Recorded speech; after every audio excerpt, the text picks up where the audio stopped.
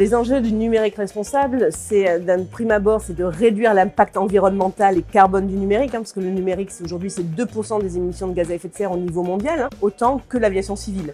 Donc aujourd'hui, on a une nécessité de réduire cet impact, aussi du fait parce que ça croît de 8% par an. Le plus gros du travail à faire est sur le matériel informatique, notamment donc tout ce qui est écran, tablette, PC, smartphone, etc. Parce que c'est ce qui génère le plus d'impact. 80% de l'impact carbone du numérique est lié au matériel et notamment à la conception du matériel. Le côté usage est plus restreint, mais c'est vraiment la conception du matériel parce que vous allez sortir des minéraux de terre, parce que vous avez le transport, etc.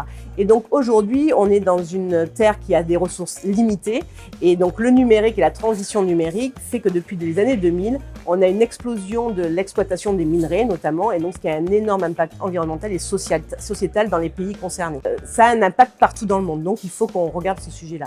Et ensuite, un autre intérêt du numérique responsable, c'est de regarder vraiment les impacts sociétaux du numérique et donc de faire en sorte qu'on n'exclue pas par le numérique et que ça puisse servir à tout le monde, mais dans des façons raisonnées.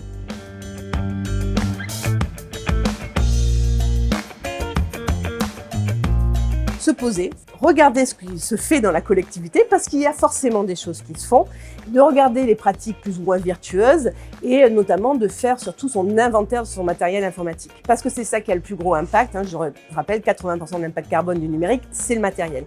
Donc le premier levier d'action, c'est comment on rallonge la durée de vie de ce matériel. Ça c'est vraiment la première action à faire. Et après, comment finalement on intègre aussi au matériel qu'on peut acheter et utiliser du matériel reconditionné. Donc ça, c'est vraiment la base, c'est ce qui a le plus d'impact. Il y a bien entendu un intérêt économique à se pencher sur la question du numérique responsable, parce qu'il dit rallongement du durée de vie du matériel, dit qu'on commande moins souvent. Et donc, ça veut dire qu'on achète moins souvent. Donc forcément, ça fait des économies, même s'il ne faut pas oublier le côté maintenance, parce qu'effectivement, avec une durée de vie allongée, il va y avoir un peu plus de maintenance sur le matériel. Mais il n'empêche que quand même, ça fait faire des économies que d'acheter du neuf plus souvent.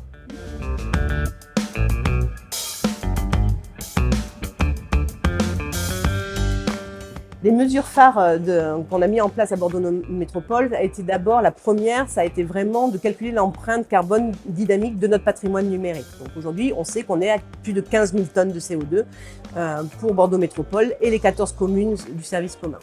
La deuxième, ça a été de former et surtout de sensibiliser les acteurs du numérique au sein de Bordeaux Métropole, donc les agents qui font le numérique pour la collectivité. Donc ça, c'était fondamental. Et aussi de les organiser ensemble pour qu'ils puissent exprimer les bonnes pratiques qu'ils font pour pouvoir après élaborer une stratégie du numérique. Parce qu'une stratégie du numérique, pour qu'elle soit viable, il faut qu'elle vienne du bas et pas imposée par le haut. Et autre élément phare, pour moi, c'est aussi l'impact qu'on a sur les marchés publics. Donc on a inclus énormément en fait, de clauses assez contraignantes sur les marchés publics pour limiter cet impact carbone.